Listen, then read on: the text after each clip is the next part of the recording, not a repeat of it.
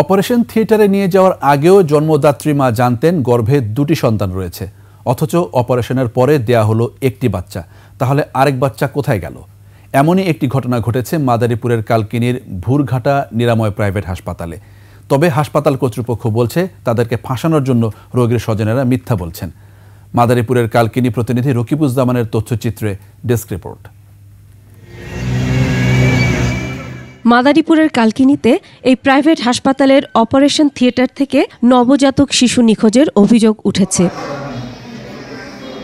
স্বজনরা জানায়, মাদারীপুরের ডাসার উপজেলার পূর্ব কমলাপুর গ্রামের ফয়সাল সর্দার তার গর্ভবতী স্ত্রী আয়েশা আক্তারকে নিয়ে কালকিনির নিরাময় প্রাইভেট হাসপাতালে আসেন। সেখানে ওই রোগীর আল্ট্রাসোনোগ্রাম করে যমজ বাচ্চা থাকার বিষয়টি নিশ্চিত করেন এবং তাদেরকে সিজার করার পরামর্শ দেন। পরে গর্ভবতী মা আয়েশা আক্তারের সিজার হয় এবং স্বজনদেরকে যমজ বাচ্চার পরিবর্তে একটি বাচ্চা দেয়া হয়। এতে ক্ষিপ্ত হয়ে ওঠেন স্বজনরা। একাধিক আল্ট্রাসোনোগ্রামের রিপোর্টে 2 বাচ্চা দেখা গেলেও অপারেশনের পর আরেকটি বাচ্চা কোথায় গেল সেই প্রশ্ন তাদের।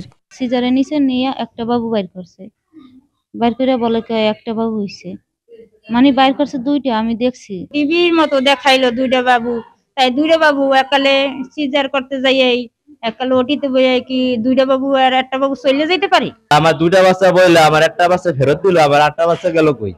আমার এটাই দাবি। তবে হাসপাতাল কর্তৃপক্ষের দাবি তাদেরকে ফাঁসানোর জন্য স্বজনেরা মিথ্যে কথা বলছেন। আলটা করে পাইছি একটা বেবি, একটা তাদেরকে দেওয়া হয়েছে। হ্যাঁ, এইটা হলো যে কোনো ষড়যন্ত্রমূলক করা হয়েছে। স্বজনদের অভিযোগকে উড়িয়ে দেন কর্তব্যরত চিকিৎসকও। আগের একটা আলট্রা করে নিয়ে আসছে, সেখানে টুইন প্রেগন্যান্সি দেখানো হয়েছিল। সেটার পরিপ্রেক্ষিতে আমি যখন আলট্রা করছি, আমি সেখানে সিঙ্গেল একটা হচ্ছে আপনার ফেটাস পাইছি। সেটার সম্পূর্ণ ডাটা আমার হচ্ছে আপনার আলট্রা মেশিনেও আছে। এদিকে ভুক্তভোগী পরিবার তাদের সন্তান ফিরিয়ে দেওয়ার দাবি জানিয়ে কালকিনি থানায় লিখিত অভিযোগ দিয়েছেন। পুলিশ বলছে তদন্ত করে নেওয়া হবে আইনগত ব্যবস্থা। গত রাতেই আমি একজন সাব ইন্সপেক্টরকে এটা তদন্তে পাঠাই এবং আজকে সকালে বিষয়টা আমি নিজে আসি। আমাদের তদন্ত সাপেক্ষে আইনগত ব্যবস্থা নেওয়া হবে।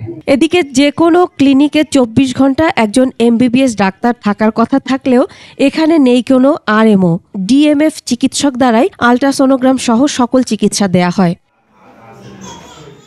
Masum আলিসা, desk report, 21 television.